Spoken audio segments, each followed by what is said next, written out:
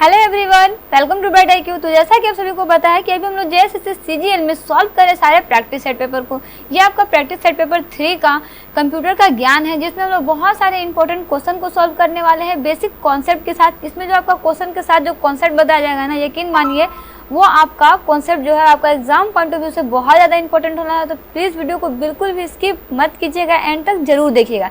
चलिए बिना लेट किए हम लोग स्टार्ट करते हैं फर्स्ट क्वेश्चन से, जो है आपका कि भारतीय सुपर कंप्यूटर का जनक कौन कहलाता है। तो जी हाँ, भारतीय सुपर कंप्यूटर का जनक जो है ना वो आपके कहलाते हैं विजय पांडुरंग भटकर, जिसमें आपका यहाँ पे सिर्फ विजय भटकर दिया हुआ है, लेकिन इनका संपूर्ण नाम जो है वो आपका होता है विजय पांडुरंग भटकर, जो कि भारतीय सुपर कंप्यूटर के जनक हैं।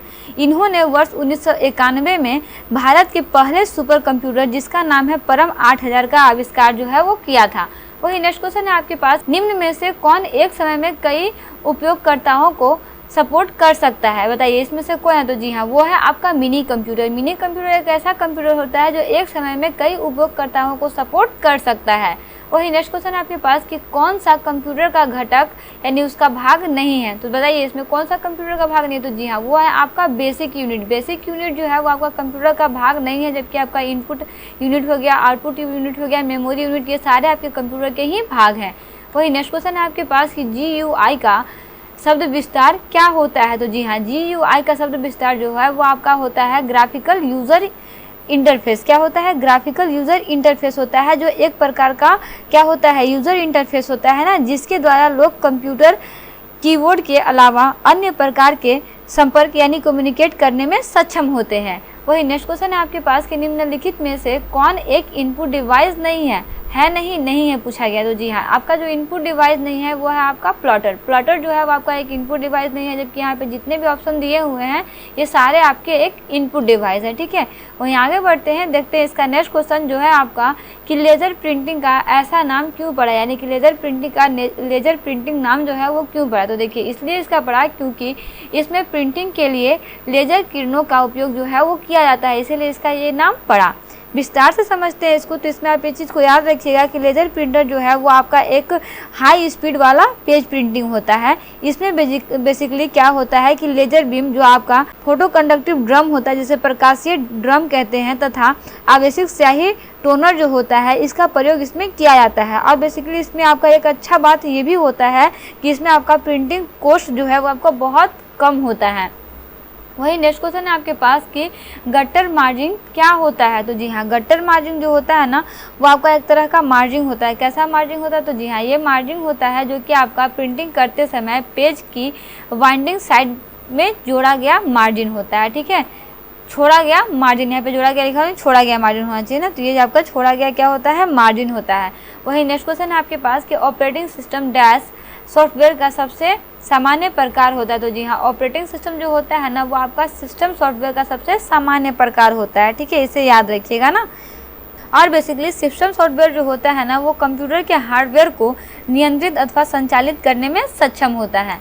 आगे बढ़ते हैं, देखते हैं इसका नेक्स्ट क्वेश्चन जो है आपका कि कंप्यूटर एक सरल सिद्धांत जिसे GIGO बोलते हैं का अनुसरण करता है, जिसका अर्थ होता है, इसका अर्थ क्या होता है। तो जी हाँ, कंप्यूटर में GIGO का अर्थ जो होता है वो आपका होता है गार्बेज इन और गार्बेज आउट होता है। ठीक है, इसे आप याद रखिएगा। देखिए अगर इसमें हम लोग देखते हैं ना तो इसमें क्या होता है ना कि कंप्यूटर से प्राप्त आउटपुट की गुणवत्ता उसमें डाले गए इनपुट की गुणवत्ता पर सीधे जो है वो निर्भर करता है। ठीक है, वही नेक्स्ट क्वेश्चन है आपके पास कि निम्नलिखित में से कौन से कमर्शियल सॉफ्टवेयर उत्पादन क्रमशः ऑपरेटिंग सिस्टम सॉफ्टवेयर और आपका एप्लीकेशन सिस्टम सॉफ्टवेयर का उदाहरण है। बताइए तो कौन सा आपका इसमें से उदाहरण है। तो जी हाँ, आपका ये हो गया आपका माइक्रोसॉफ्ट विंडोज़ XP और माइक्रोसॉफ्ट वर्ड, ये दोनों जो है वो आपका कमर्शियल सॉफ्टवेयर उत्पादन क्रमशः ऑपरेटिंग सिस्टम और आपका हो गया एप्लीकेशन सॉफ्टवेयर का एक उदाहरण है ना।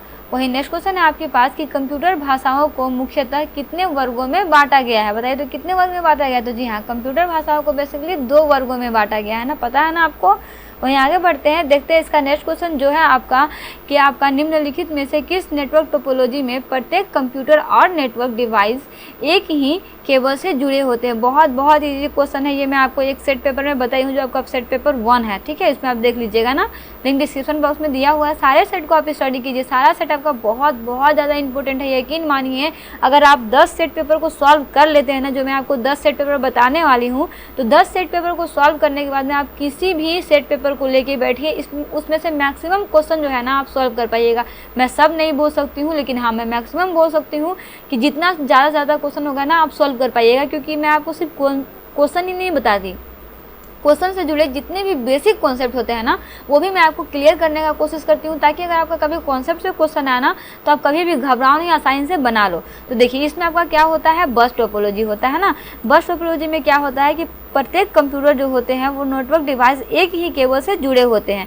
वहीं अगर हम लोग इसमें देखते हैं तो टोपोलॉजी किसी नेटवर्क आकृति या डिवाइस को कहा जाता है। याद रखिएगा, क्वेश्चन में कभी पूछे टोपोलॉजी किसे बोलते हैं, तो टोपोलॉजी जो होता है वो आपका नेटवर्क आकृति या डिवाइस को कहा जाता है। बस टोपोलॉजी में तार के प्रारंभ तथा अंत में एक विशेष प्रकार का संयंत्र होता है ना। संयंत्र जो है इसमें लगा होता है, जिसे टर्मिनेटर कहा जाता है, ठीक है। तो आप इसको याद रखिएगा कि इसमें जो संयंत्र लगा होता है उसे क्या बोलते हैं, टर्मिनेटर बोलते हैं ना। वहीं आगे बढ़ते हैं, देखते हैं इसका नेक्स्ट क्वेश्चन जो है आपका कि डिमॉर्गन प्रमेय के अनुसार, डिमॉर्गन प्रमेय के अनुसार क्या होता है, तो जी हाँ डिमॉर्गन प्रमेय के अनुसार क्या है ना कि आपका एक नैंड गेट और नेगेटिव एंड गेट जो है वो होता है, इसके समान होता है ना। याद रखिएगा, इसमें आपका यही आपको जानना है। डिमॉर्गन प्रमेय के अनुसार जो है वो आपका नैंड गेट जो होता है वो आपका नेगेटिव एंड गेट के समान होता है। वही नेक्स्ट क्वेश्चन है आपके पास कि वायरस, ट्रांजन, हॉर्सेस और वर्ड्स जो है वो किसके उदाहरण है, मतलब ये क्या होता है, तो जी हाँ आपका ये आपका वायरस, ट्रांजन और हॉर्सेस एवं वर्ड्स जो होता है वो कंप्यूटर प्रणाली को हानि पहुंचाने में सक्षम होता है, ठीक है। दैट मीन्स ये इसके लिए खतरनाक होता है ना, इसे आप याद रखिएगा, ये आपका बहुत ज़्यादा इंपॉर्टेंट है ना। देखिए अगर हम लोग इसमें कुछ चीज़ों को जानते हैं तो आपको एक चीज़ इसमें नोटिस करने वाली चीज़ है कि कंप्यूटर वायरस एक प्रकार का अवांछित विद्वेषपूर्ण सॉफ्टवेयर प्रोग्राम जो है वो होता है, जो अपनी प्रतिलिपियां जो है वो तैयार करके कंप्यूटर को प्रभावित कर सकता है, ठीक है। वहीं आगे बढ़ते हैं, देखते हैं नेक्स्ट क्वेश्चन जो है आपका कि इंटरनेट क्या होता है, बताइए तो इंटरनेट क्या होता है, तो जी हाँ इंटरनेट जो है ना वो आपका कंप्यूटर पर आधारित अंतरराष्ट्रीय सूचनाओं का तंत्र होता है ना। बहुत इजी और बहुत इंपॉर्टेंट क्वेश्चन है, ठीक है। इसे आप याद रखिएगा, इसे आप बिल्कुल भी मत भूलिएगा। देखिए इसमें आप एक चीज़ और याद रखिएगा ना, वो क्या है आपका कि इंटरनेट से जुड़े संगणक जो होते हैं वो आपस में इंटरनेट नियमावली के जरिए सूचनाओं का आदान प्रदान जो है वो करते हैं। ये आप इसमें याद रखिएगा, बहुत इंपॉर्टेंट है। नेक्स्ट क्वेश्चन है आपके पास कि फायरवॉल के संबंध में विषम कथन का पता लगाइए, मतलब फायरवॉल के कथन में कौन सा कथन ऐसा जो विषम मतलब अलग है, उसका कोई मतलब नहीं बनता है, तो जी हाँ वो है आपका कि फायरवॉल आग से कंप्यूटर को सुरक्षा करता है। जी नहीं, ऐसा नहीं होता है ना, फायरवॉल जो है वो कंप्यूटर को आग से सुरक्षा नहीं करता है, ठीक है।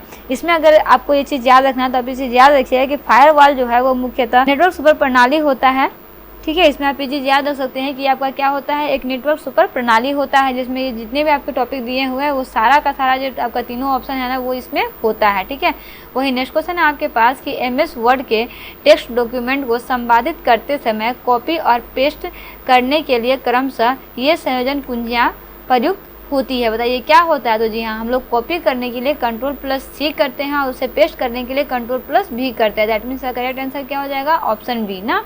वही नेक्स्ट क्वेश्चन है आपके पास कि वर्ड फंक्शन को सही प्रकार के शब्दों को टाइप करता है, को संदर्भित करता है, मतलब कौन है जो इसको संदर्भित करता है ताकि आपको जो टाइप कर रहे हो वो आपका गलत ना हो, सही हो, तो जी हाँ वो होता है आपका ऑटो करेक्टर। जब आप लिखिएगा ना तो आप देखिएगा कि आपका नीचे में ना कुछ इस तरह से जो है ना आपका डॉट डॉट बड़ा हो गया, लेकिन कुछ इस तरह से डॉट डॉट जो है वो हो जाता है, जो आपका वर्ड गलत होता है, तो उसे हम लोग क्या करते हैं, उसमें हम लोग राइट क्लिक करके देखते हैं कि इसका सही आंसर क्या होगा, तो उसको क्या बोलते हैं हम लोग, ऑटो कैरेक्टर बोलते हैं ना। वही नेक्स्ट क्वेश्चन है आपके पास कि कोड की स्क्रैम्बलिंग कहलाती है। कोड की स्क्रैम्बलिंग क्या कहलाती है, तो जी हाँ कोड की स्क्रैम्बलिंग जो है ना वो आपका इंस्क्रिप्शन कहलाती है। क्या कहलाती है, इंस्क्रिप्शन कहलाती है, इसे याद रखिएगा ना। और बेसिकली हम लोग इसमें अगर स्क्रैम्बलिंग में देखें तो स्क्रैम्बलिंग द्वारा मुख्य रूप से आपका ट्रांसमीटर और रिसीवर के मध्य सिंक्रोनाइजेशन बढ़ाने वाले प्राप्त आंकड़ों से जानकारी जो है वो प्राप्त करने में इससे सहायता प्रदान करती है, ठीक है, इसे याद रखिएगा। वहीं आगे बढ़ते हैं और इसका लास्ट क्वेश्चन देखते हैं, जो है आपका कि निम्नलिखित में से कौन सा कथन सही है, मतलब इसमें से कौन सा ऐसा कथन है जो आपका 100% मैच कर रहा है, सही है। तो जी हाँ, वो है आपका माइक्रोसॉफ्ट एक्सेल के फंक्शन बिल्ट इन फॉर्मूले होते हैं। ठीक है, तो आप इसको याद रखिएगा कि माइक्रोसॉफ्ट एक्सेल के फंक्शन जो होते हैं वो आपके बिल्ट इन फॉर्मूले होते हैं। ठीक है, दैट मीन्स का करेक्ट आंसर क्या हो जाएगा, ऑप्शन सेकंड जो है इसका करेक्ट आंसर हो जाएगा। ठीक है, तो बेसिकली इस तरह से हम लोग कंप्यूटर का ज्ञान में सारे 20 के 20 क्वेश्चन को सॉल्व कर चुके हैं। ये आपका प्रैक्टिस सेट पेपर 3 से था। यकीन मानिए मेरा 100 में 99% चांस यही है अगले 5 से 6 दिनों में मैं आपको टोटल का टोटल 10 का 10 सेट जो है, जो आपका 10 सेट तो नहीं, आपका 7 सेट बताया ना, तो 7 का 7 सेट जो है वो मैं आपको कराने का कोशिश करूँ, ताकि आपका 10 सेट अगर आप कंप्लीट कर लीजिएगा ना, तो यकीन मानिए बहुत सारे क्वेश्चन को सॉल्व कर पाइएगा। क्योंकि इसके बाद हम लोग को ये मैथ और रीजनिंग भी पढ़ना है ना, तो मैथ और रीजनिंग मैं अभी छोड़ दी हूँ। ये सारे चैप्टर को आप स्टडी कीजिए, उसके बाद मैं मैथ भी स्टडी करवाऊंगी। ये 10 सेट पेपर को सॉल्व करने के बाद में आप किसी भी सेट पेपर को लेके बैठना या फिर ऑनलाइन किसी सेट को मार के देखना, बहुत सारे क्वेश्चन को आप बहुत आसानी से बना पाइएगा। ठीक है, तो सारे क्वेश्चन को सॉल्व करते रहिए। जितने भी फ्रेंड सर्कल में इस वीडियो को शेयर कर सकते हैं प्लीज़ कीजिए। इसमें सारे क्वेश्चन जो बताए गए हैं ना बहुत ज़्यादा इंपॉर्टेंट है, सारा क्वेश्चन आपका प्रीवियस ईयर्स पे आधारित है। तो मिलते हैं नेक्स्ट वीडियो में एक इंपॉर्टेंट पार्ट, एक इंपॉर्टेंट टॉपिक के साथ। Thanks for watching, like share and subscribe bright IQ।